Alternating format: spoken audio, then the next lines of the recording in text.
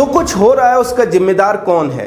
पहाड़ के खिसकने का, दरकने का, बाढ़ का, मौत का, तांडव का जिम्मेदार कौन है? दिल्ली के लाखों टूरिस्ट जिम्मेदार हैं। टनल, रोड, फ्लाईओवर बनाने वाली NHAI जिम्मेदार है। पहाड़ों के लोगों का लालच जिम्मेदार है। बिना नियम कायदे के मशरूम की तरह उग आने वाली हजारों लाखों इमारतों के बनने पर रोक नहीं लगा पाने वाली सरकार जिम्मेदार है, या फिर इनमें से कोई भी नहीं? क्लाइमेट चेंज और ग्लोबल वार्मिंग जिम्मेदार है। वो कहते हैं कि अगर दिल्ली से टूरिस्ट का पैसा पहाड़ियों को ना मिले तो पहाड़ी नाइजीरियन बन जाएंगे। उनका अर्थ है कि बिना टूरिस्ट के पैसों के पहाड़ सरवाइव नहीं कर पाएगा। लेकिन सवाल यह है कि क्या टूरिस्ट के पैसों के साथ पहाड़ सरवाइव कर पा रहा है? अगर हाँ, तो कितने और वर्ष पहाड़ ऐसे सरवाइव कर पाएगा? क्या पहाड़ों को बचाने का वक्त नहीं आ गया है? क्या टूरिस्टों पर रोक लगाने का वक्त नहीं आ गया है? नमस्कार, मैं हूं चमन मिश्रा और यह है वोकल भारत उत्तराखंड। पहाड़ पर आए संकट पर हम बात करेंगे। उससे पहले आप चैनल को सब्सक्राइब कर लें, वीडियो को शेयर जरूर करें। पहाड़ दरक रहे हैं, चीख पुकार और भगदड़ मची है। हिमाचल प्रदेश से लेकर उत्तराखंड तक भारी बारिश ने पहाड़ों के जीवन को अस्त व्यस्त कर दिया है। शिमला जैसा पुराना शहर ताश के पत्तों की तरह ढह रहा है। पूरे के पूरे इलाके पानी में बह जाते हैं। लोग चीखते रह जाते हैं, चिल्लाते रह जाते हैं, बिलखते रह जाते हैं। प्राचीन मंदिर से लेकर नए बने घरों तक मृत्यु का तरल दूध सब कुछ तबाह कर रहा है। किसी आफत की तरह पानी आता है और सब कुछ अपने साथ बहा ले जाता है। बच जाता है पहाड़ जो हमेशा से बचा हुआ है। हिमाचल में अब तक 60 से ज़्यादा लोगों की मौत हो चुकी है। कई इमारतें जमींदोज हो चुकी हैं। 10,000 करोड़ के नुकसान की आशंका जताई गई है। उत्तराखंड के पहाड़ों से भी लगातार लोगों के मरने की खबरें आ रही हैं। कहीं रिजॉर्ट के ऊपर भूस्खलन के मलबे में दबकर टूरिस्ट मर रहे हैं। कहीं भारी बारिश में स्थानीय लोगों का सब कुछ बर्बाद हो रहा है। सवाल यह है कि ये क्यों हो रहा है? इसका उपाय क्या है? सोशल मीडिया पर लोगों का कहना है कि दिल्ली की तरफ से जो बड़ी संख्या में टूरिस्ट आते हैं वो इसके लिए जिम्मेदार हैं।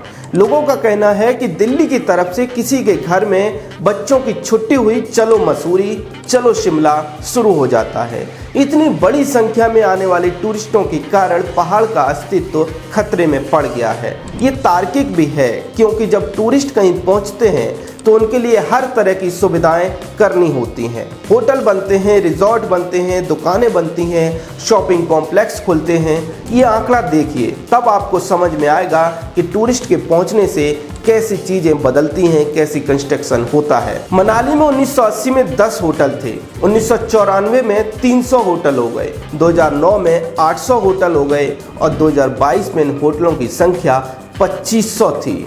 इन होटलों के लिए जंगल कटते हैं, पहाड़ कटते हैं, घर बनते हैं, कंस्ट्रक्शन होता है और अंत में यही कंस्ट्रक्शन भूस्खलन और बारिश से तबाही का कारण बनता है। तो सवाल है कि इसका उपाय क्या है? क्या टूरिस्टों पर रोक लगा देनी चाहिए? उत्तराखंड और हिमाचल में टूरिस्ट बैन कर देने चाहिए? तो इसका सीधा जवाब है नहीं, कभी भी नहीं। बैन लगाना, रोक लगाना कभी भी किसी भी समस्या का समाधान नहीं हो सकता, बल्कि इसके लिए सरकारों को कुछ और उपाय निकालने होंगे। जैसे हर सीजन में टूरिस्ट की संख्या फिक्स कर देना, एक सीजन में एक टूरिस्ट को एक ही बार एंट्री देना, टूरिस्ट प्लेस पर नए कंस्ट्रक्शन पर रोक लगाना, कई तरह के उपाय किए जा सकते हैं। अब इस पर लोगों का कहना है कि भाई अगर टूरिस्ट रोक दिए तो पहाड़ी खाएंगे क्या? तो ये सही बात है कि टूरिज्म पहाड़ों की इकोनॉमी का एक बड़ा हिस्सा है, लेकिन पूरी इकोनॉमी टूरिज्म पर नहीं टिकी है। और फिर कौन कहता है कि पूरी तरह से रोक दो? आने दो, लेकिन इस तरह से जिससे कि पहाड़ भी बचा रहे और टूरिज्म भी चलता रहे।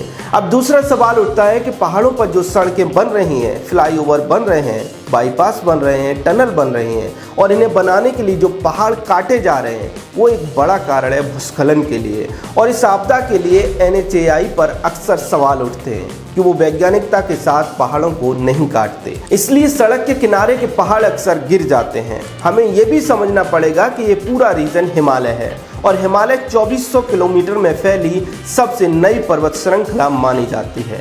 इसका अर्थ है कि हिमालय अभी भी कच्चा है, पूरी तरह से उसके पहाड़ चट्टान नहीं बने हैं। ऐसे में जो अंधाधुंध विकास के नाम पर हिमालय को काटा जा रहा है, ये पहाड़ के साथ दुश्मनी के सिवाय और कुछ नहीं है।